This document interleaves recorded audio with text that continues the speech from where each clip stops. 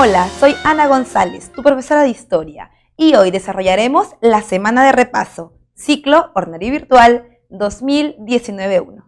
Bueno, esta semana vamos a desarrollar las preguntas correspondientes al repaso de Historia del Perú y Historia Universal. Vamos con ellas.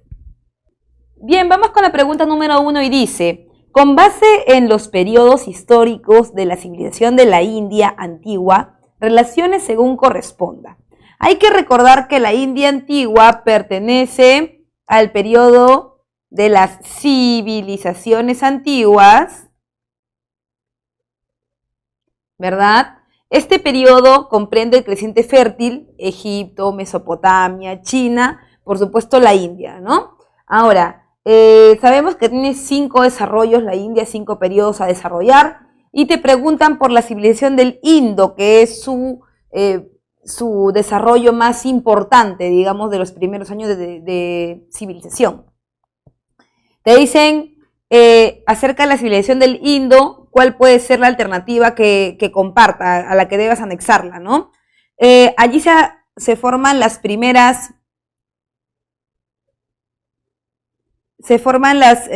ciudades como la civilización Harappa o Mohenjo-Daro. Entonces vas a unirlo con la letra C. Son las primeras construcciones de ciudades. Recuerda que hay uso de ladrillo, hay desarrollo del ornato también y por supuesto hay una planificación de las ciudades. Por eso es importante, porque aquí se van a formar cuadrículas, va a aparecer el desagüe o también llamado drenaje público, entre otras cosas. Luego está el periodo védico. Y dentro del periodo védico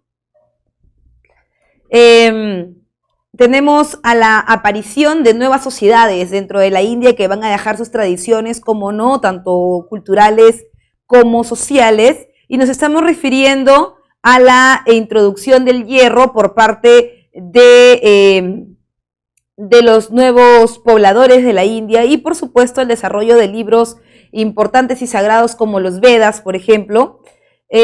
Por eso vamos a unirlo con la letra D, la invasión de los arios, ¿verdad? La invasión de los arios.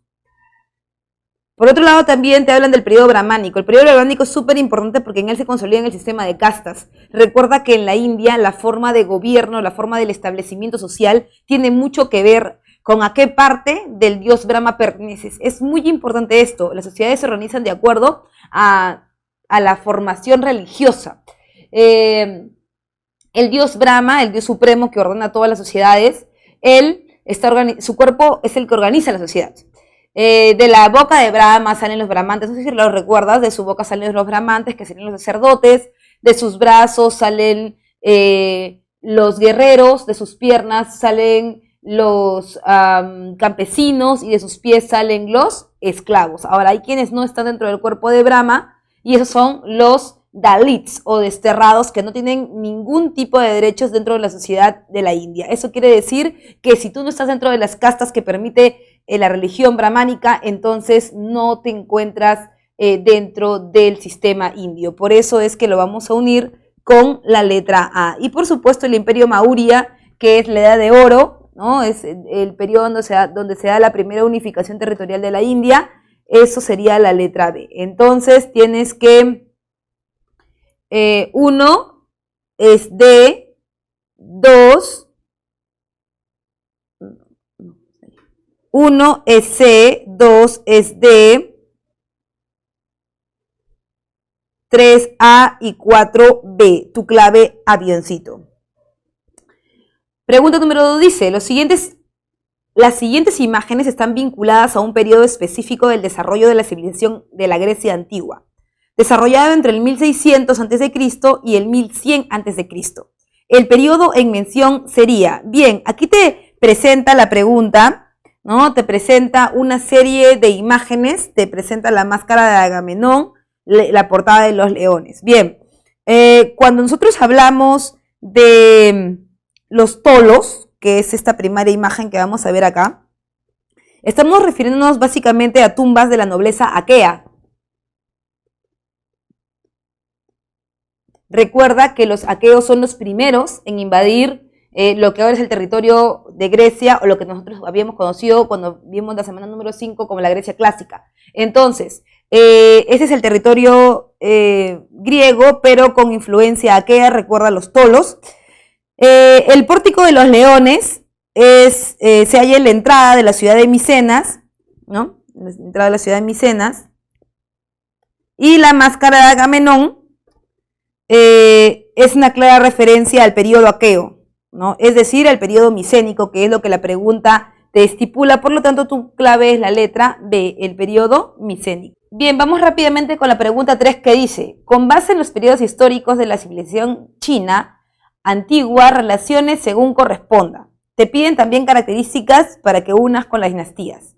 Xia, Xia, Zhou, Qin y Han, las 5 dinastías chinas, de las cuales la más estudiada es la dinastía Qin, pero vamos a ir viendo uno por uno. Dice la dinastía Xiang, que es la legendaria, ¿no? La dinastía en donde lo que se busca es destacar una zona agrícola, y esa zona agrícola es la zona de Ritou, ¿no? Así que es una zona de desarrollo, sobre todo de gobernantes combatientes de la etapa legendaria, ¿no? Por esto aquí vamos a ponerlo con la letra B.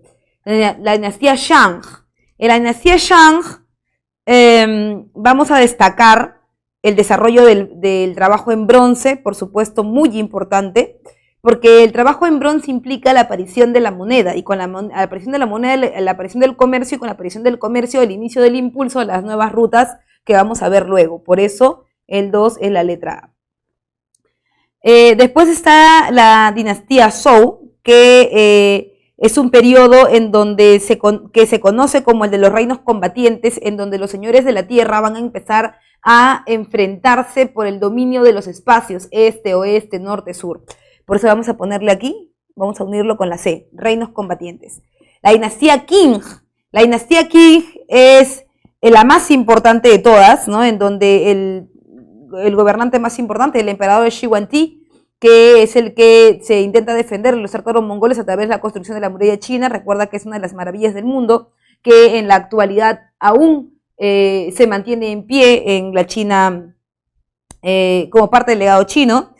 Este Shi Huangdi lo que hace es eliminar el sistema de señores de la tierra, el sistema de combates por la tierra, y centralizar el poder. O sea, convertirlo todo en una dinastía que sea que tenga como representante al hijo del emperador. Por eso vamos a ponerlo acá con la letra E. Y finalmente la dinastía Han, que es donde se desarrolla a gran escala la gran ruta de la seda, y es por eso que tu clave es la letra E, ¿no es cierto? 1B, 2A, 3C, 4E y 5 dedito. Bien, vamos con la letra. Bien, vamos con la pregunta número 4, y dice: de las herejías más perseguidas por él en el siglo XVI, encontramos a los judaizantes, luteranos y moriscos. Los judaizantes fueron los descendientes de los judíos que, convertidos al cristianismo, conservaban secretamente sus costumbres y rituales ancestrales. Estos conversos eran llamados marranos o cristianos nuevos, que llegaron a las Indias buscando un nuevo espacio para desarrollar sus actividades, pero con la llegada de su temor se hizo más patente ante la represión ideológica, el peligro y las expropiaciones forzadas y la misma violencia física, que podía terminar en la como máxima condena. Bien, ese es un texto incompleto que nos hace referencia a una institución, ¿no? Y esa institución, sin lugar a dudas, por favor, no tengas miedo de decirlo, exactamente lo que estabas pensando. La institución es el Tribunal del Santo Oficio o de la Inquisición de Lima, ¿verdad? No confundir Tribunal del Consulado de Lima con Tribunal de la Inquisición de Lima. Son dos cosas muy diferentes. Recuerda que el Tribunal del Consulado es el ente máximo, el más importante que vela por la economía, el sistema económico, de las compras y las ventas, entre otros, dentro del territorio del Virreinato del Perú. En cambio, el Tribunal del Santo Oficio de Lima o el Tribunal de Santa Inquisición de Lima es el que ve o el que está inmerso en los asuntos de las creencias, las almas y, por supuesto, la fidelidad a Dios y, como no, también al rey. Entonces, estamos hablando del Tribunal de la Inquisición de Lima. Estos personajes que van a ser los que saquen estas, digamos, estas ánimas malas o estos humores o bayos, como le llamaban, que eran los endemoniados y por eso es que no hacían caso a la religión católica y se mantenían en la sociedad judaizantes. Esto para los blancos se va a conocer como Inquisición, pero para los indígenas es lo que llamamos extirpación de idolatrías, solo para los indígenas, ¿bien? ¿Quiénes lo van a ejecutar? Los inquisidores, por supuesto. Y por otro lado dice, su temor se hizo más patente ante la represión ideológica, el peligro de las expropiaciones forzadas y la misma violencia física que podía terminar en la hoguera, porque lo único que purifica el cuerpo es el fuego de un cuerpo que tiene un alma que está prácticamente podrida y perdida. No solamente estamos hablando de alguien que ha ido en contra de la Iglesia Católica, sino que ha burlado los preceptos de Dios, porque esta persona está cristianizada, esta persona está bautizada, está evangelizada, pero ha roto los códigos. Por eso, tu clave sería la letra C, el Tribunal de la Inquisición de Lima, los inquisidores y, por supuesto, la hoguera, ¿verdad? Tu clave es la letra C. Muy bien, esta pregunta número 5 nos hace referencia a la extirpación de idolatrías. Un poco te lo venía comentando en la pregunta anterior. Extirpación de idolatrías solo para los indígenas. No olvides. Profesora, ¿por qué tenemos que hacer esta diferencia entre Inquisición y extirpación de idolatrías? Porque es un proceso. Tú recuerda que el inquisidor solo puede sacar o puede ver los pecados, las cosas malas en un alma que ya estaba evangelizada, en un alma que ya sabe lo que es pecado y aún conociéndolo influye o se infringe en él. En cambio, en los indígenas, estos indígenas tienen como una licencia, ¿no? De como que ellos recién están comenzando a ser evangelizados y se pueden equivocar. Ahora, ¿qué es lo que les hace caer cada vez siempre en el hoyo y volver con sus idolatrías? Son aquellos elementos como las huacas, los antepasados, todos los elementos idólatras que ellos habían tenido antes de la llegada de los españoles, que no les había permitido ver la luz de Dios. Entonces, había que eliminarlo todo, y por eso es que el cura José de Acosta, el padre José de Acosta, dice que los inquisidores son como unos arqueólogos al revés, ¿no? O sea, lo dice como anticuarios al revés, lo que nosotros diríamos un arqueólogo al revés, ¿no? ¿Por qué? Porque ellos, en vez de recuperar, destruyen todo lo que tenga que ver con la forma de creencia y tradición anterior a la llegada de la religión católica. Es por eso que vamos a ver de qué nos trata la pregunta y cómo lo podemos responder. Dice, pregunta número 5. La extirpación de idolatrías para su acción política, así como se sirvió de los modelos y prácticas inquisitoriales al extremo de ser llamada la hija bastarda de la Inquisición, también compartió de la misma meta que fue la de imponer la ortodoxia por medio del terror. Ortodoxia que quiso buscarse en y durante las campañas de extirpación de idolatrías. Esta lucha contra las creencias y costumbres se constituye en una campaña de agresión ideológica que responde a la agresión económica, política y social que plantea la formación. Bien, esta es una pregunta que muy bien nos plantea la relación entre el trabajo de la Iglesia Católica y el objetivo que éste tiene. ¿Para qué sirve? ¿Solo para evangelizar a los indígenas? No, porque una vez evangelizados a los indígenas podemos lograr varias cosas. Lo primero es que si el indígena está evangelizado, ahora está entendiendo cuál es su posición social. Es decir, tú estás abajo, yo estoy arriba, tú aprendes, yo enseño, por lo tanto, tú vas a tener que hacer lo que yo diga. Eso quiere decir entonces que si al indio le vas a decir que tiene que pagarle impuesto al rey y que le debe fidelidad al rey, él lo va a hacer, porque él es un aprendiz, porque él es un alumno, ¿no? Por otro lado, también hay que ver que esto, ¿para qué le sirve a la corona española? Le sirve para consolidar un virreinato del Perú que va a ser el centro del poder de las nuevas tierras y de las colonias ultramar que tiene la corona española en América. Entonces, En esta pregunta vamos a ver que dice, esta lucha contra las creencias y costumbres de la población indígena, como te lo he comentado, siempre cuando veas una pregunta de extirpación de idolatrías, busca una clave que hable de los indios, porque las demás las puedes descartar, esas no son. Entonces, esta lucha contra las creencias y costumbres de la población indígena se constituye en una campaña de agresión ideológica que corresponde a la agresión económica, política y social que plantea la formación del virreinato del Perú. Por eso tu clave es la letra A. Pregunta número 6 dice, ordena cronológicamente los siguientes hechos desordenados del Antiguo Egipto. Bien, cuando hablamos de cronología, lo primero que tenemos que ver es ubicarnos en una línea de tiempo.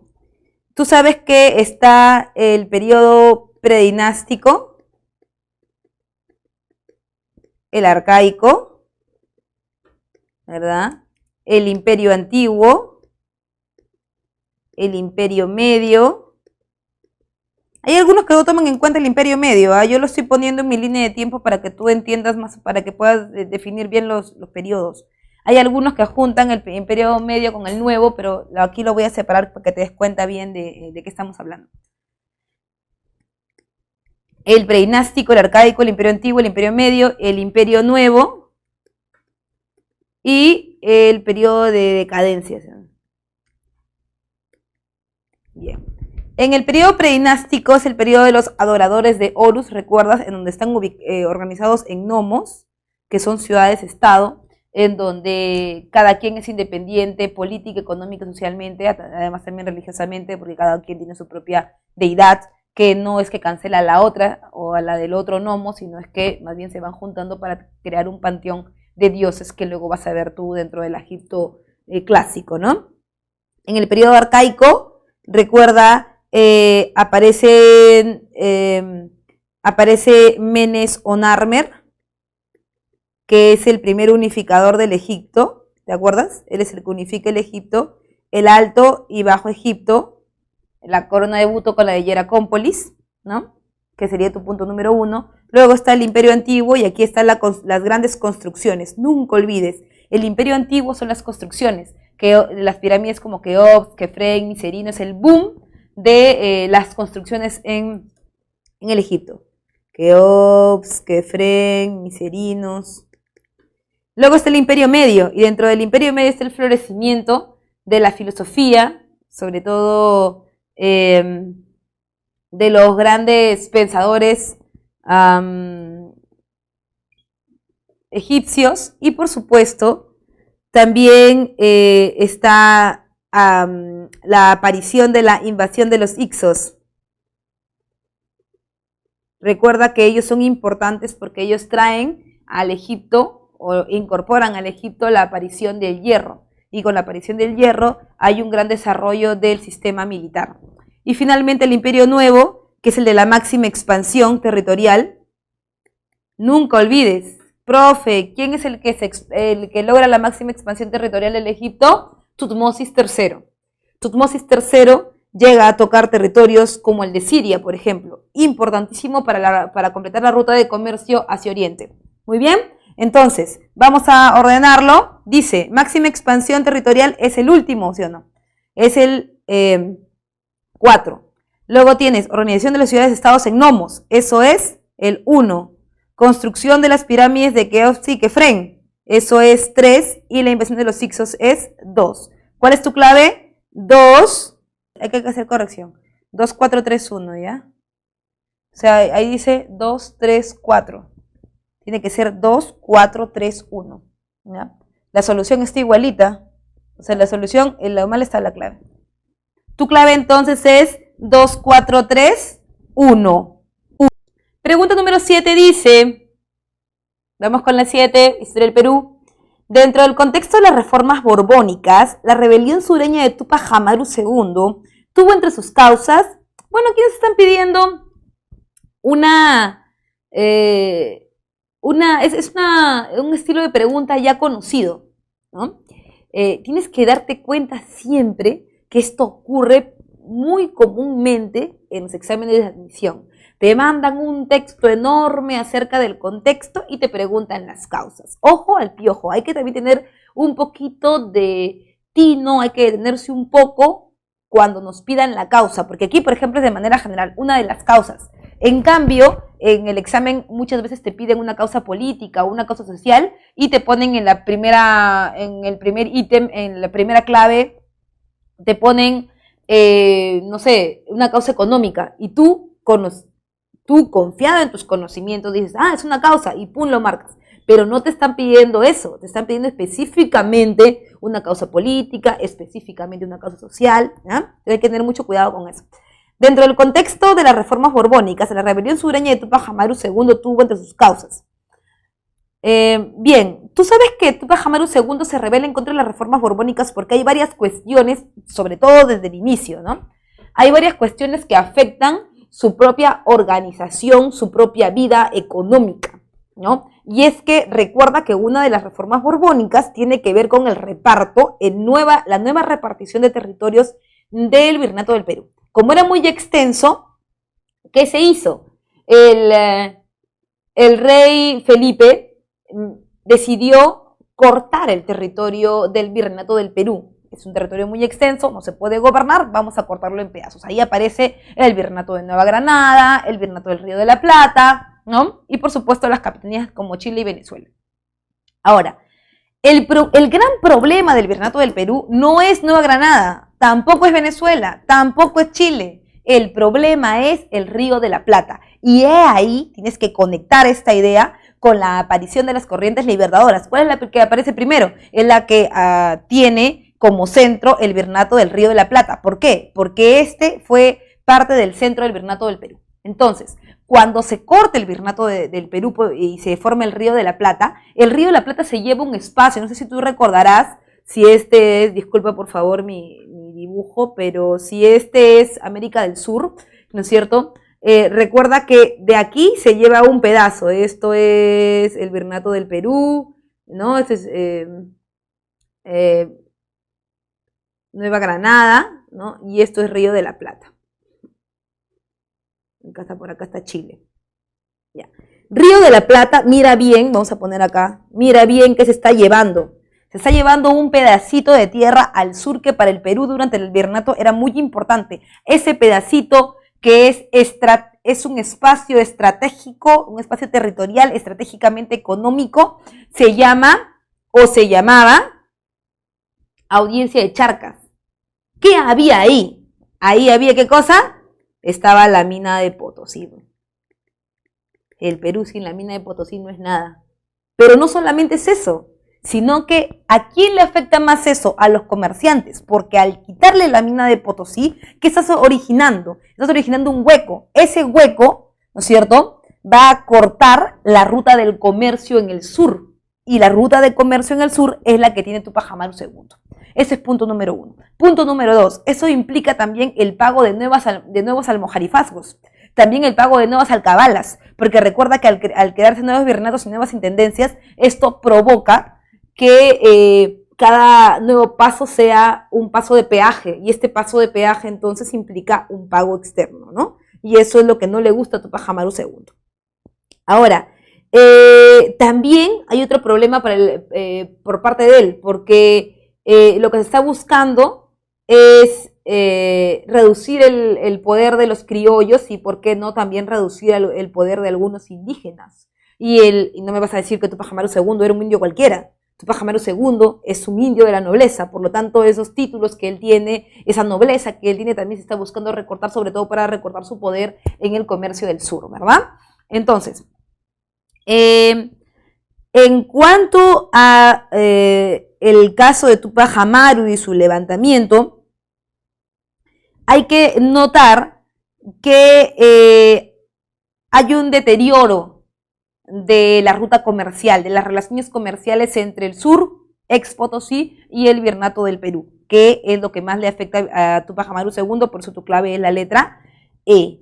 En la pregunta número 8 dice, durante la segunda década del siglo XX, el segundo gobierno de Augusto B. Leguía fue conocido también como el gobierno de la Patria Nueva, debido a su propuesta política basada en el Bien, una de las cosas que quiere romper Leguía a su llegada es la hegemonía de ¿qué grupo? ¿Te acuerdas? Antes de que llegara Leguía, o sea, en las primeras décadas del 20, 1901 hasta 1919, ¿quiénes son los que gobiernan en el Perú? ¿Quiénes son los que tienen el poder? Que lo han tenido desde mucho antes, pero ahora son un partido hegemónicamente fuerte y con capital extranjero, es el Partido Civil. Pero eso del Partido Civil no son los billetones, no son los que van a influir económicamente en el Perú, no son los de la República Aristocrática, no son el grupo de los oligarcas que maneja el Perú. Ya, entonces lo que quiere decir la patria nueva de Leguía es que con este nuevo concepto se intenta romper este gobierno oligárquico, ese gobierno también aristocrático de las primeras décadas o de los primeros años del siglo XX. Es por eso que la propuesta de Leguía estaba basada en el establecimiento de un nuevo orden político, y ese nuevo orden político buscaría romper con el sistema otrora llamado oligárquico. Por eso tu clave es la letra A. Pregunta número 9 dice: en el contexto del segundo gobierno de Nicolás de Piérola, se aplicaron reformas en campos tan diversos como la economía, las elecciones o estructura de formación militar a través de la misión Clement. Con respecto a la reforma electoral se buscó, bien, tú sabes que la reforma electoral de Piérola, vamos a ponerlo por acá, buscaba varias cosas. Primero, que solo votaran los alfabetos. Segundo, que el voto fuera directo. Y que fuera un voto sesgado, ¿no? Un voto directo, un voto para alfabetos. ¿A quién estás eliminando del sistema electoral? ¿A quién estás poniendo contra la pared? Por supuesto que a los indios. Estamos hablando de que solo los alfabetos pueden votar. ¿Cuántos indígenas están alfabetizados? Sí es cierto que hay programas educativos anteriores al de Piérola, como por ejemplo, al gobierno de Piérola me refiero, ¿no? Como por ejemplo el gobierno de Pardo, que da la ley de primaria gratuita solo para los varones, que implica todo un sistema de alfabetización que no llega necesariamente a los centros poblados indígenas con regularidad. Entonces, los que has puesto contra la pared son los indígenas. Ellos no van a votar. ¿Quiénes son los que van a votar? Pues obviamente los que van a votar son los del partido civil, porque ellos sí tienen el dinero para alfabetizarse. Y no solamente eso, sino que ellos, los del Partido Civil, son también los de la aristocracia, son también los oligarcas. Entonces, si estamos diciendo que en el gobierno de Piérola se ha dado una ley que solamente votan los alfabetizados, eso quiere decir que los únicos que pueden elegir y ser elegidos, ¿quiénes son? Los oligarcas. ¿Y los oligarcas qué cosas son? Partido Civil. Ahí está la razón por la cual, después del gobierno de Piérola, los que gobiernan son los del Partido Civil. Y ahí tienes tú tu república aristocrática. Entonces, la idea es planchar el terreno para que los oligarcas, los de la república aristocrática, comiencen a gobernar. Entonces, por eso tu clave es la letra D, crear condiciones para la república aristocrática. Pregunta número 10 dice: lea con atención y completa el siguiente texto, cuyo tema se desarrolló durante la primera mitad del siglo XX. Y dice: tema polémico del quehacer del gobernante es el que se refiere a la política internacional. Ella tendría dos telones de fondo: la obsecuencia ante el poder y la preocupación por sellar las fronteras del país. Hombre de negocios, había intuido desde su primera gestión, cuando firmó los tratados de límites con Brasil y Bolivia, que el país, para prosperar, debía acabar con las hipotéticas fronteras. Cayo Percy, 2004, Enciclopedia Temática del Perú, publicado por el Diario de la República. Mira, nos están hablando de la primera mitad del 20, o sea, entre 1901 y 1950. ¿Qué ha pasado ahí? Ahí hemos visto el gobierno de la República Aristocrática, el gobierno de Leguía, el gobierno de los militares, ¿no? Entonces, te está preguntando básicamente por el oncenio de Leguía. Te lo está diciendo claramente porque va hasta el año 29, que es el crack. ¿no es cierto? Que es el crack del 29. Te está dando otra pista, que es la de firmar límites tratados con Bolivia y Brasil. Recuerda, son tratados que permiten las libres navegaciones, por supuesto, para la intercomunicación comercial y también la entrega de territorios a estos dos países. Te dice, un tema polémico del quehacer del gobernante del oncenio, que es el que se refiere a la política internacional. Recuerda, cuando te dicen política internacional, ¿a qué país se refiere? A Estados Unidos. Ella tendría dos telones de fondo, la obsecuencia ante el poder estadounidense y la preocupación por sellar las fronteras del país. Hombre de negocios, Augusto B. Leguía, ¿no es cierto? Había intuido desde su primera gestión. ¿Por qué te lo dice? Porque para 1912 fue su primer gobierno, ¿recuerdas? Este primer gobierno que fue apoyado inclusive por las fuerzas caceristas que terminaron llevando a Leguía al gobierno del Perú. Había intuido en su primera gestión cuando firmó los tratados de límites con Bolivia y Brasil que el país para prosperar debía acabar con las hipotéticas fronteras. Por eso es que tu clave es la letra C, oncenio estadounidense Augusto Leguía, de Leguía. Pregunta número 11 dice, y de un salto montó en él sin dificultad, tiró un poco al principio del freno y sin castigarle ni aún tocarle le hizo estarse quedo. Cuando ya vio que no ofrecía riesgo, aunque hervía por correr, le dio rienda y le agitó usando de voz fuerte y aplicándole los talones. Filipo y los que con él estaban tuvieron al principio mucho cuidado y se quedaron en silencio. Pero cuando le dio la vuelta con facilidad y soltura, mostrándose contento y alegre, todos los demás prorrumpieron en voces de aclamación. Mas del padre se refiere que lloró de gozo y que besándole en la cabeza, luego se apegó. Busca, hijo mío, le dijo, un reino igual a ti, porque en la Macedonia no cabes.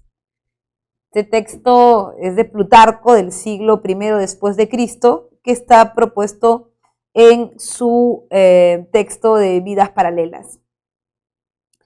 Este episodio entre Alejandro Magno y su padre pertenece a la historia de la civilización.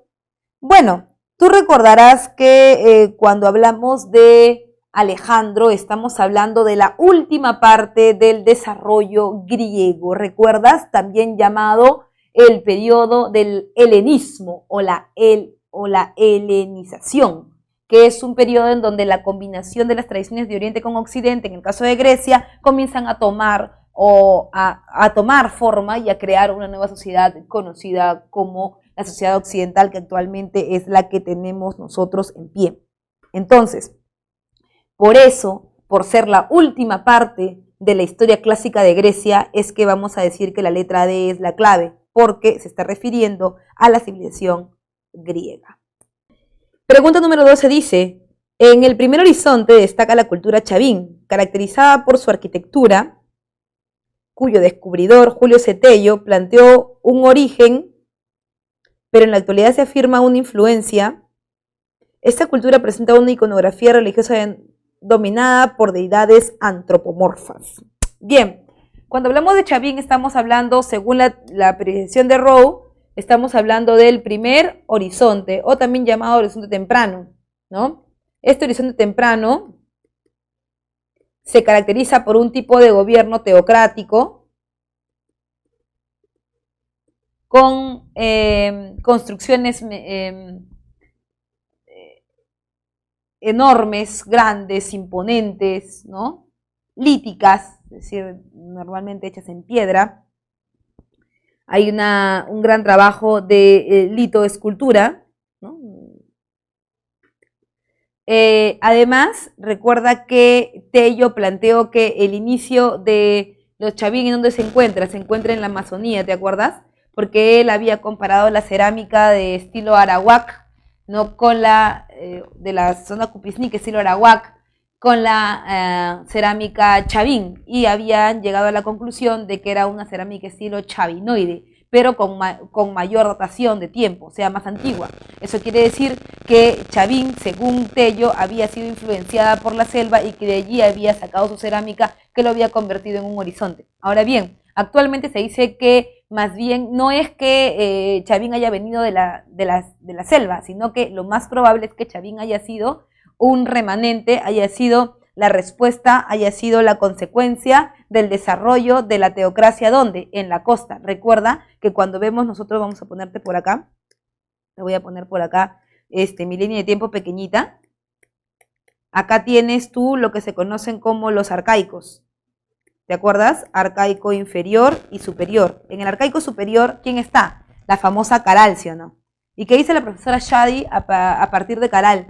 La doctora Shadi dice que en Caral se vio la primera forma de teocracia. Sí, la primera forma de teocracia de sacerdotes que son especialistas en astronomía e ingeniería hidráulica se da en Caral. Eso quiere decir, y responde también a la teoría de Rowe, eso quiere decir que el primer horizonte, entonces, es heredero del arcaico superior. Y como es heredero del arcaico superior, ¿dónde se encuentra Chavín? Chavín se encuentra en el primer horizonte. Eso quiere decir que las teorías actuales dicen, nos señalarían que Chavín no proviene de la selva, sino que proviene de la costa del Perú. Por eso tu clave es la letra B, lítica amazónico-costeña. Pregunta número 13 dice, la cultura mochica destacó en la cerámica y metalurgia. Esta última se empleó... En esta última se empleó metales tales como el plata y oro, y desarrolló técnicas como el filigrana y repujado, el ajuar funerario de los señores mochica, descubiertos a fines del siglo XX, representó la mayor riqueza encontrada en alguna tumba de toda América prehispánica. Una de las características que ya habíamos visto para los moche es que tienen una gran técnica de cerámica, la cual no van a heredar a los bicus, ni tampoco van a heredar a los chimúes, ni a los lambayeque, pero están sus huacos eróticos, sus huacos retratos que simulan escenas de la vida real, de la vida cotidiana, que intentan dejar legados a la posteridad, ¿no?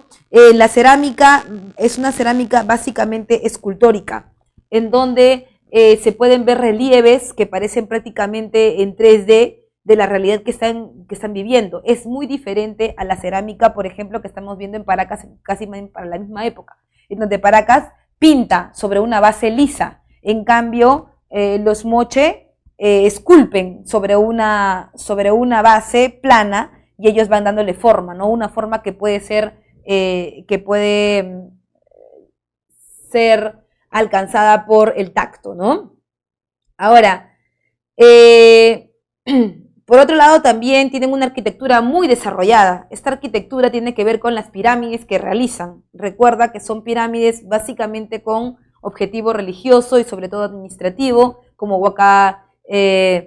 las huacas que podemos ver ahora, en donde el personaje principal es el héroe mítico Aya Paek, que es el dios degollador, como Huaca la Luna, por ejemplo, ¿no? Entonces, destacan en cerámica, en arquitectura, en metalurgia, una cerámica escultórica, como ya te lo he dicho, ¿ah? Esta última se emplearon metales como utilizan cobre en algunos momentos, ¿no? Utilizan cobre, también utilizan plata, utilizan oro, es bien importante, ¿no? Y en el caso de las técnicas tienes el martillado, o también llamado laminado, filigrana, repujado, soldado, porque también hacen soldaduras a través de una pipeta con conducto de guiado de oxígeno, es decir, con conducto guiado de aire, ¿no?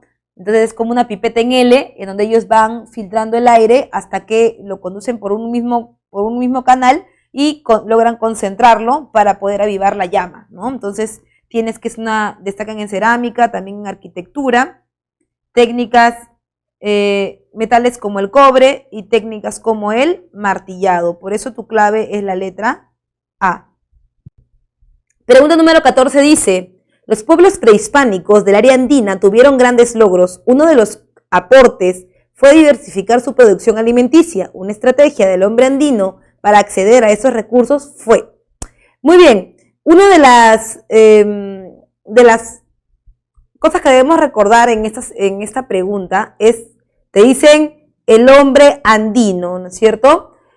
Aquí se están refiriendo básicamente a las culturas prehispánicas o también llamadas altas culturas, entre las cuales podemos ver en el sur andino, podemos ver a Tiahuanaco, a Huari, en el segundo intermedio, en el segundo horizonte. Muy bien, te preguntan por una estrategia para acceder a esos recursos.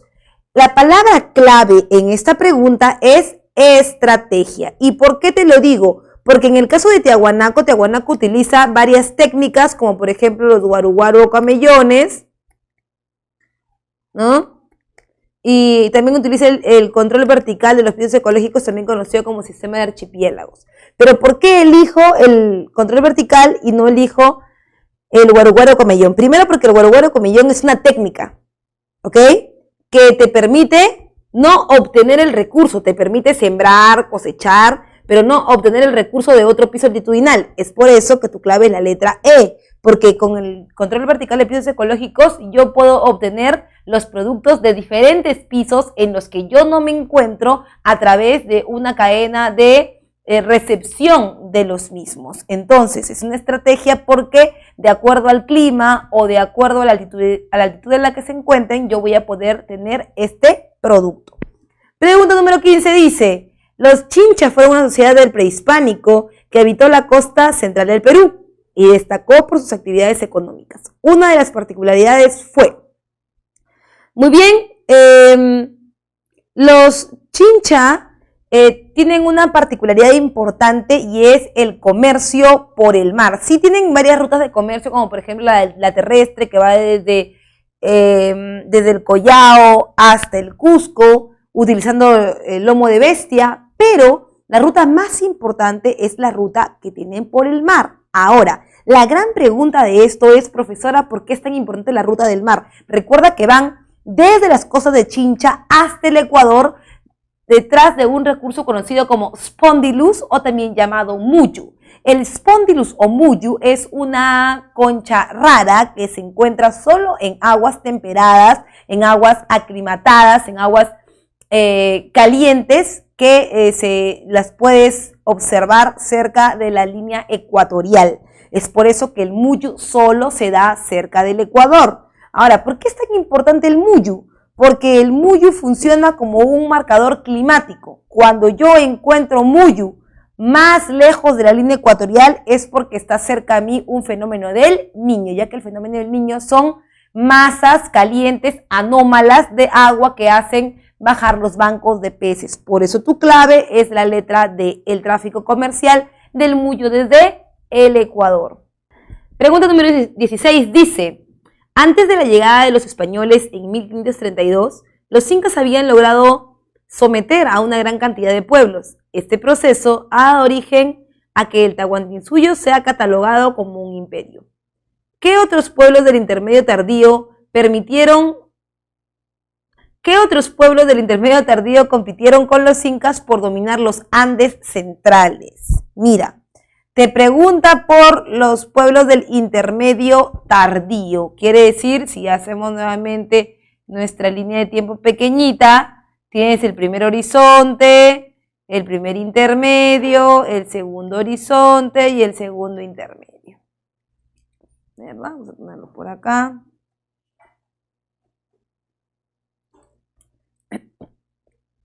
Te dice Chavín y Huari. Esta no puede ser. ¿Por qué? Porque Chavín se encuentra en el primer horizonte y Huari se encuentra en el segundo horizonte. Huari y Chancas tampoco puede ser porque el Huari es segundo horizonte y los Chancas sí son segundo intermedio. Huari y Chimú. Huari es segundo horizonte y Chimú es segundo intermedio. Chimú y Chancas, bueno, es una de las tantas ches menos chavín que vas a encontrar en el segundo intermedio. Esta clave es posible porque ambos se encuentran en este periodo. Tiahuanaco y Chavín, esta tampoco puede ser. ¿Por qué? Porque Tiahuanaco se encuentra en el primer horizonte. ¿Por qué? Porque Chavín se encuentra en el primer horizonte, mientras que Tiahuanaco se encuentra en el segundo horizonte. Por eso tu clave es la letra B. 17 dice, los incas le daban un gran valor a la tierra. Por esta razón, realizaron un manejo particular de ella. En este sentido, es correcto afirmar que.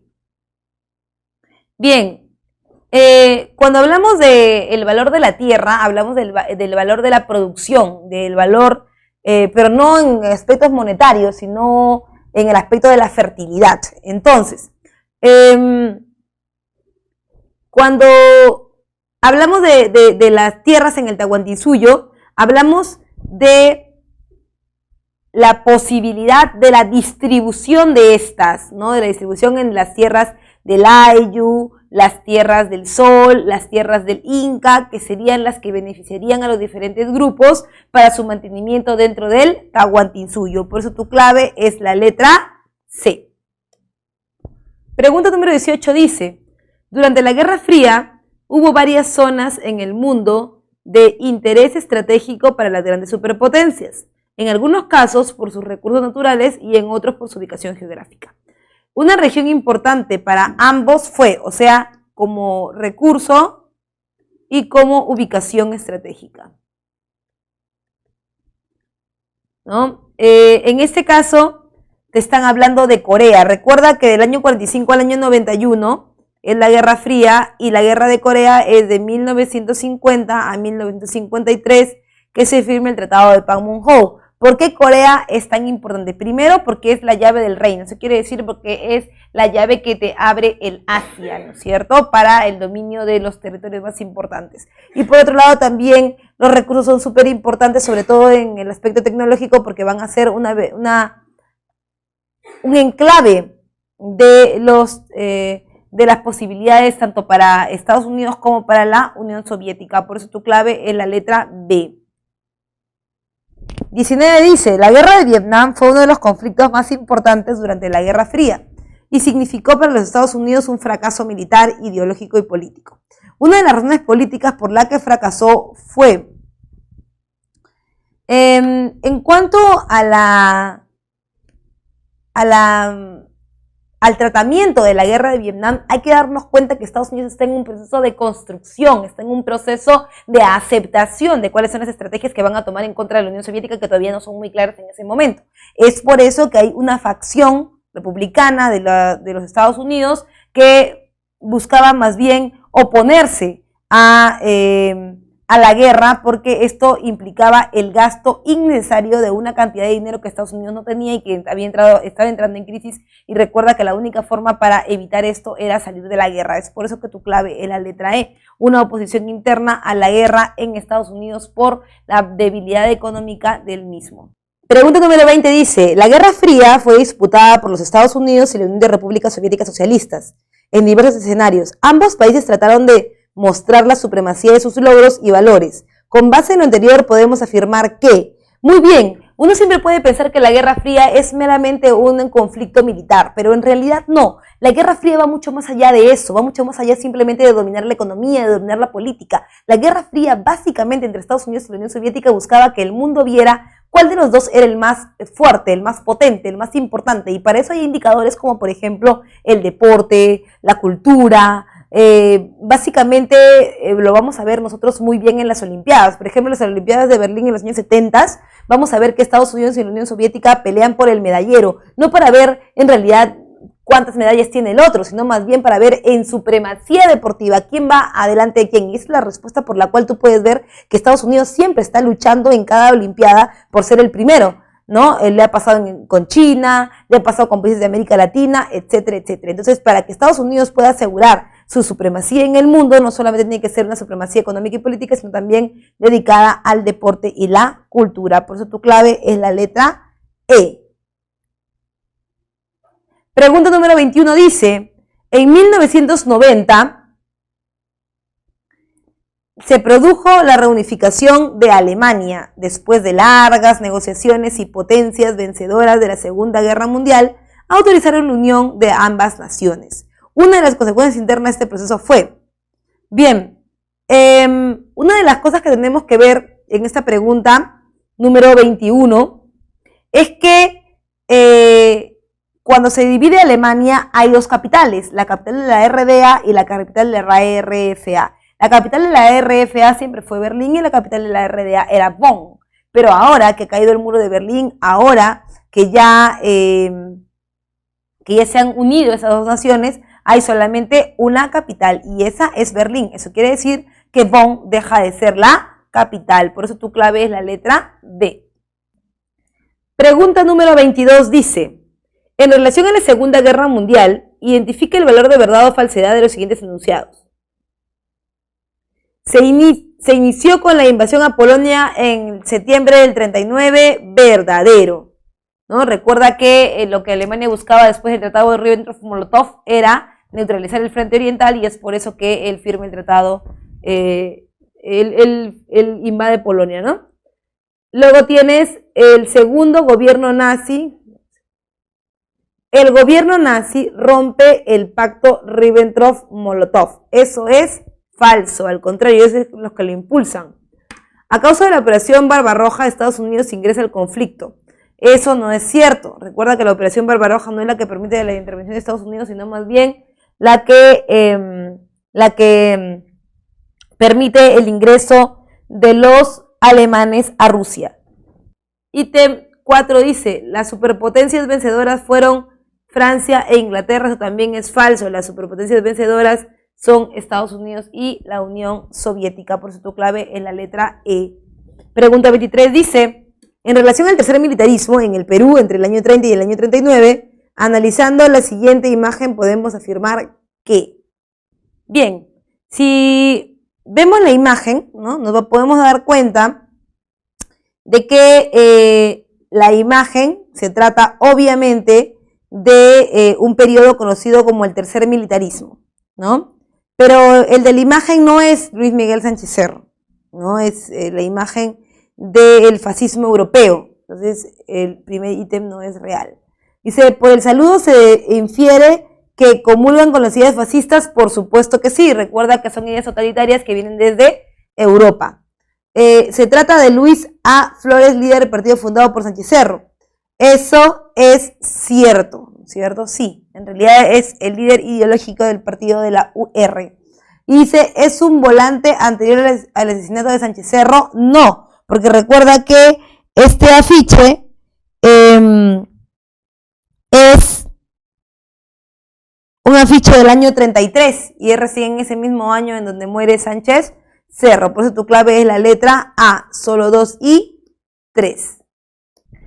Pregunta 24 dice, y la situación es esa, una agresión no sería impune, un crimen contra Cuba no sería impune. ¿Cómo han cambiado las cosas? Qué diferente de cuando lo de Girón, qué diferente de aquellas vísperas de Girón, qué distinto, qué situación tan diferente entre poder cometer impunemente una agresión, un crimen, un ataque pintoresco y cobarde contra un pueblo pacífico y pequeño, y ahora, qué distinto. Y para eso es que hemos dado los pasos que hemos dado, para eso es que hemos recibido las armas y que hemos recibido a los técnicos que hemos recibido. Para eso, señor Kennedy, no como ustedes dicen, para defendernos del pueblo, sino para defenderse el pueblo y para defenderse de sus únicos enemigos que son ustedes. Ese es el texto de Fidel Castro, su discurso en La Habana del 9 de octubre de 1962. Es en un contexto en donde Estados Unidos acaba de bloquear prácticamente toda aquella ayuda que se le pudiera dar a Cuba y que esto hizo que Cuba cada vez se acercara más al capital cubano. No es que Cuba naciera con una revolución enteramente comunista, sino que Estados Unidos había bloqueado, lo había aislado de la ayuda capitalista y ellos tuvieron que migrar hacia el sistema comunista, ¿no es cierto? Es por eso que tu clave es la letra E, ¿no es cierto? La crisis de los misiles. Y tú me preguntarás, profesora, pero si comulga con el sistema comunista, ¿qué tiene que ver la crisis de los misiles? Recuerda que como una forma de resarcir a la Unión Soviética por haberlos ayudado es que Cuba accede a poner los misiles en una posición estratégica, que es Cuba mirando directamente hacia los Estados Unidos y los Estados Unidos hacia lo propio, poniéndolos en Turquía mirando hacia la Unión Soviética. Entonces, por eso tu clave es la letra E, la crisis de los misiles, un momento álgido de la Guerra Fría que prácticamente se convertía ya en una tercera guerra mundial.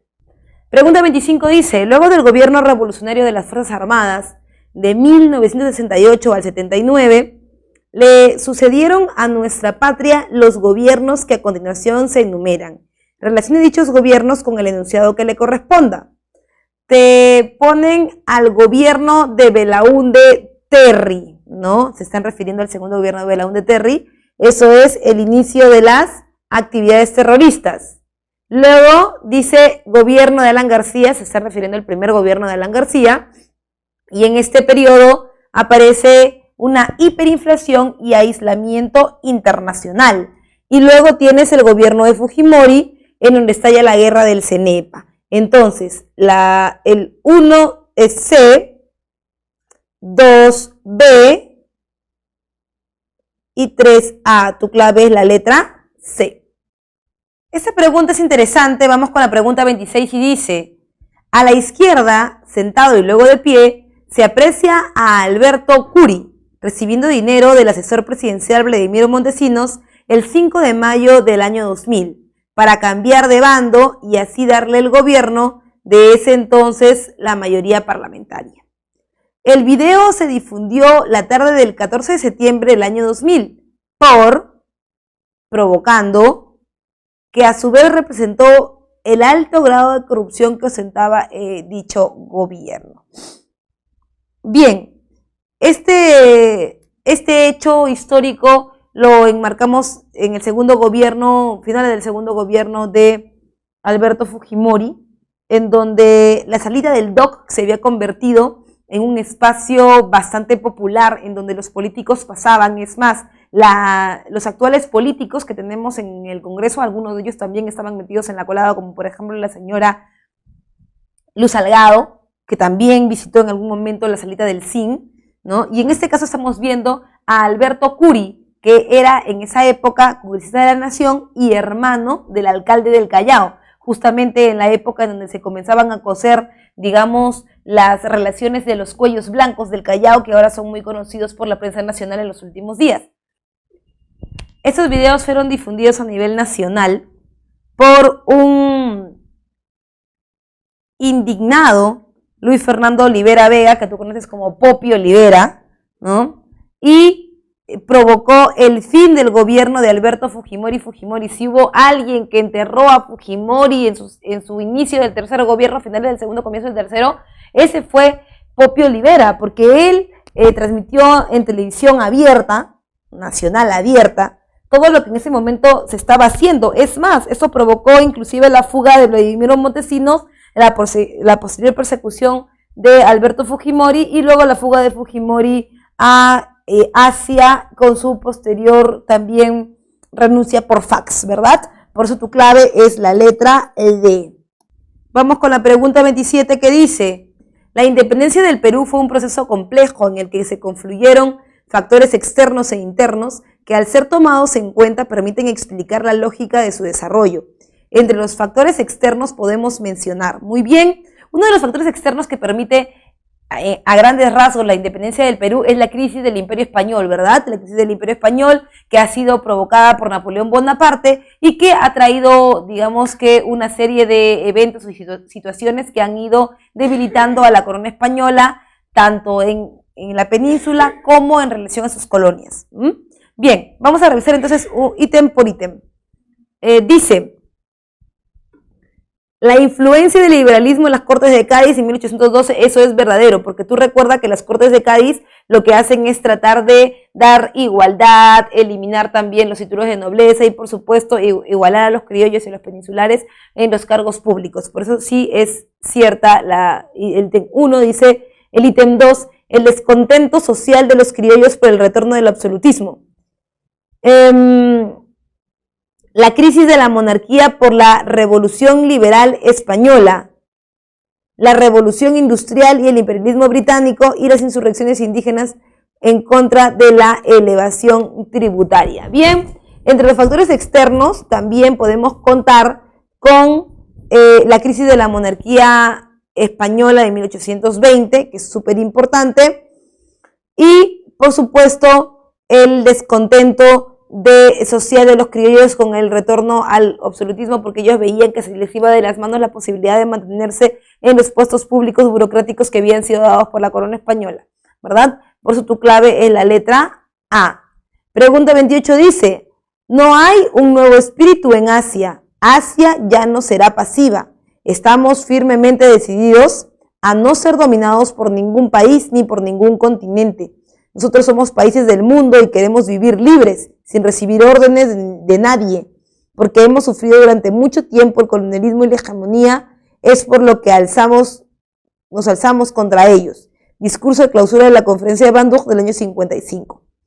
¿A qué está vinculado ese texto? Bueno, esta conferencia de Bandung del 55 recuerda que está dentro de un contexto más grande que es la aparición de los países no alineados o la tercera vía, ¿no es cierto? Aquellos que no tienen preferencia ni por la Unión Soviética ni por el modelo de los Estados Unidos, simplemente quieren hacer una tercera vía, un tercer modelo ultranacional en donde ellos puedan salir adelante de manera independiente porque obviamente contaban con los recursos para hacerlo.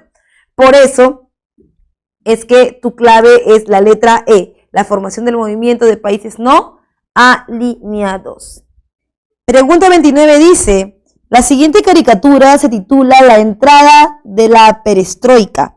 En ella se representa a los distintos líderes comunistas de Europa Oriental tratando de impedir la entrada de las reformas de Mikhail Gorbachev en una clara referencia a o al. Muy bien, en esta imagen podemos apreciar, ¿no? Podemos apreciar a los líderes de Europa Oriental, ¿no? Que están intentando evitar o rechazar a la élite comunista para contrarrestar esta liberación económica. La idea es que se consideraba que la libertad de los comunistas, la libertad económica de los comunistas no iba a ser para todos, iba a ser simplemente para una cúpula, y esa cúpula luego iba a tomar más poder, y ese tomar más poder implicaría que iban a separarse, a abrirse brechas sociales en las cuales unos fueran más ricos, y otros más pobres, detentando el poder y haciendo entonces una famosa lucha de clases que era lo que no permitía el comunismo. Es por eso que rechazaban las reformas que hacía Gorbachev, intentando hacerle frente a una élite comunista que buscaba la liberación económica. Por eso tu clave es la letra C. Pregunta 30 dice, la prehistoria es la primera etapa de la historia de la humanidad y esta se desarrolla desde el nacimiento de los seres humanos y de manera tradicional culmina con la invención de la escritura. Bajo ese marco temporal, establezca cuáles son las siguientes afirmaciones correctas. Bien, dice, los Homo sapiens fueron la primera especie en desarrollar las creencias mágico-religiosas. Eso es falso, porque recuerda que el Homo sapiens, su hombre de Cromañón, él ya tiene ideas mágico-religiosas que ha sido heredada ¿de quién? Que ha sido heredada del hombre de Neanderthalensis, que es del Paleolítico Medio, ¿ya? Dice, durante el Mesolítico los grupos humanos organizados en aldeas desarrollaron la horticultura. Recuerda que el Mesolítico es el periodo de tránsito, es el puente en donde el hombre está aprendiendo a través del ensayo y error. Es cierto entonces que ellos desarrollan horticultura porque la horticultura es el espacio intermedio entre la recolección y la producción total que sería la agricultura. Por eso es verdadero. Dice, la escritura ideográfica como los geoglifos surgen durante la Edad de Hierro. Esto es falso. Recuerda que la escritura ideográfica como los jeroglíficos o como la escritura cuneiforme aparecen en la Edad de Bronce. Ítem 4 dice, la mejora de herramientas y de técnicas de cacería permitieron el aumento de miembros de las bandas. Eso es verdadero. ¿Por qué? Porque permitió una diversificación de materiales con los cuales obtener el recurso. Y luego dice 5, uno de los centros originales de la revolución neolítica fue la luna fértil. Eso es verdadero. Por eso tu clave es la letra D.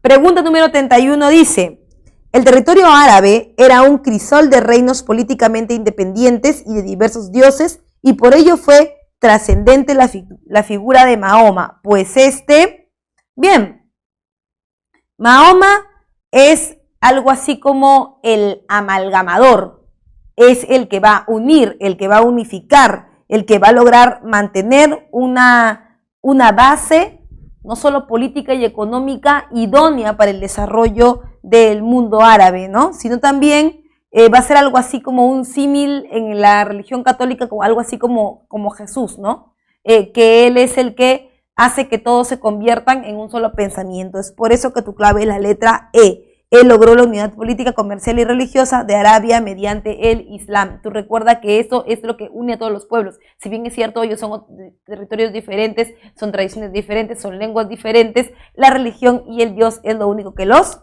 une. Pregunta 32 dice: según el nuevo gobierno, los problemas del Perú podían resumirse en dos: una elevada dependencia política y económica del extranjero y una élite con escaso interés por el desarrollo del país.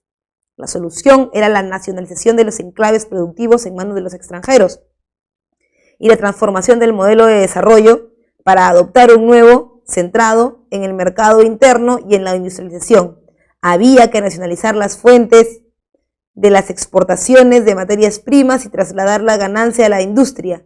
Previamente era preciso decretar una forma agraria que ampliase el mercado interno y posibilitase el incremento de la manufactura nacional. Establezca el enunciado que mejor se relaciona con el texto anterior. Bueno, este texto claramente se enmarca en el gobierno de las Fuerzas Armadas, ¿no es cierto?, de los años 70 de Velasco Alvarado, en donde se buscaba expropiar las tierras, donde se buscaba que el Estado tenga un papel que permita hacer un capitalismo de Estado, en donde todas las fuerzas de producción son parte del Estado y buscan el bienestar común. Es por eso que podemos decir, sin temor a equivocarnos, que el gobierno de Juan Velasco Alvarado buscaba una forma en que todo este proyecto se pudiera llevar a cabo, que fuera viable y para esto tomaba medidas que encajaran perfectamente en el proyecto. Por eso tu clave es la letra B. Pregunta número 33 dice: el costo estimado de la corrupción sistemática en el régimen de Fujimori ascendería a 827,6 millones, lo que equivale a un 6,5% de la inversión adicional sobre el nivel promedio de mediados de los 80. El impacto sobre el empleo sería de 163.706 puestos de trabajo que dejaron de crearse por desviarse estos recursos a su uso productivo hacia la corrupción. En términos de pobreza, el costo equivale a 155.400 personas que habrían logrado dejar su condición de pobres. En relación al texto podemos afirmar que, muy bien, durante el gobierno de Fujimori vamos a notar que los niveles de corrupción se tornan altos en relación a las medidas que se toman. Por ejemplo, la entrada del Perú a un sistema neoliberal en donde el Estado prácticamente no aparecía de manera física para nada, sino que más bien se dejaba todo al libre albedrío del mercado en un mercado interno que estaba muy dañado, que debería haber sido respaldado por el Estado, pero que simplemente se privatizó todo, que era una opción para salir. Bueno, en este caso entonces los que más sufren son los que van los trabajadores, porque los trabajadores se veían desempleados, se veían también dejados a su suerte porque el Estado ya no podía intervenir por ellos para pedir un seguro de salud o para pedirles algunas prerrogativas que los hicieran más estables. En este caso estaban a merced del mercado, que los convertía en una suerte de grupo de tercerización, ¿no? Julio Gamero, en su texto Causas y consecuencias de la corrupción, una perspectiva económica, nos detalla algunos de los elementos importantes de este proceso, como por ejemplo que los efectos colaterales de estos cambios que hizo Fujimori, ¿no? no solo era un perjuicio económico para perjuicio económico para el Estado, sino que también para la población, porque la población tenía pocos beneficios y a ellos no les